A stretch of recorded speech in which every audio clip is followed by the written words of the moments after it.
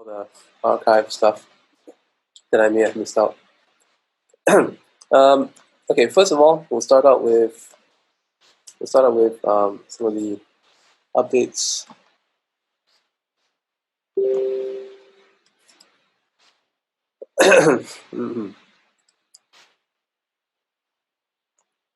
So it's been quite a good month of May. Account's doing quite okay. So let's do a 1 month check.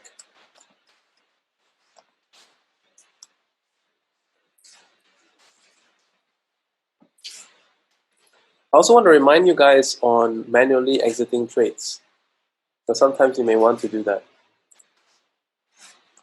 This is not going to be too accurate because, you know, this is the PAMM where the funds are all in an account. So, but what you need to look at, I mean, the curve is not that it was like ridiculously profitable, but the actual, oh gosh, this moment, that sickening roll.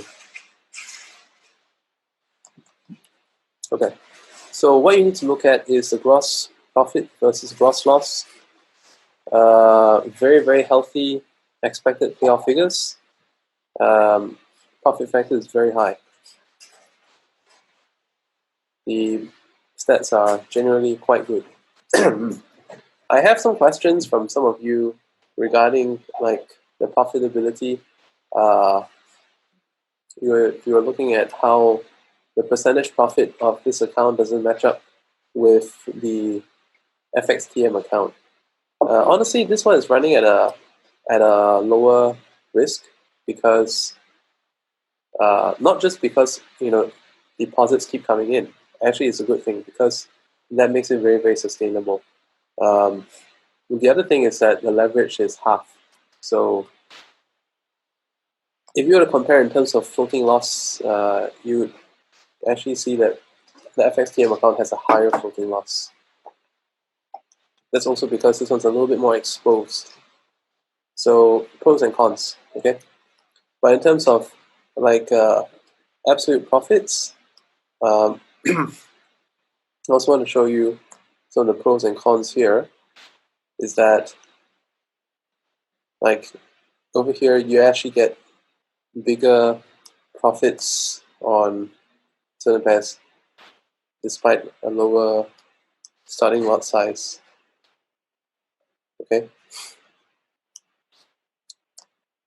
versus here, so it is a double-edged sword.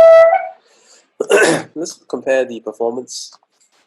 This one may not be that high in terms of expected payoff. I haven't actually looked at it prior to this, so let's look at it right now. Totally raw.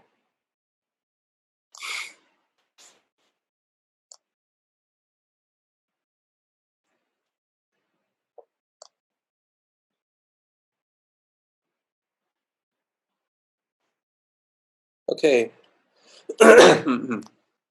Also quite good figures, but you know what? This account actually had to manually intervene a fair bit. So payoff, it is within, you know, quite a close range. Profit factor of 3.39 versus 2.68. So all these are also quite good stats. Like all this kind of drops and spikes and drops are the result of manual interventions. Okay, so let's talk a little bit about manual interventions. Like for instance, I just manually intervened on the USD/JPY. Why did I do so? Well, I see that it's a decent profit. It's been sitting there for quite some time. So I believe it's about time that we got rid of it. So we want turnover. Especially when we have several trades in a certain pair. Like, I like to compare with the control account. This is the control account that has been running for the longest time. Still a very small floating loss, very high turnover. I may actually decide to clone some of the settings over here to there. Okay, I'll do it one currency at a time. Okay, just to make a transition. But this account, I need to show you that sometimes when we get all these big baskets of trades, we're not really going for much profit. I'm going to show you last month, and then you can see for yourself. So last month, and then this is the control account. Actually, maybe more trades. 458 trades, a lot of trades. Gross profit. Look at the gross loss. Look at the, okay, this one is no intervention at all. All right. High turnover. It's been able to cope with the fairly strong trends. So that's why I'm actually thinking of, changing the way some things are done. You see, even when it did stuff like this, still emerged quite without drama. Okay, didn't come into situations that needed manual intervention. So anyway, let's get to manual intervention. Like I said, it's been sitting for some time. By the way, if you guys have any USD JPY trades, if you want to follow suit, you can close that.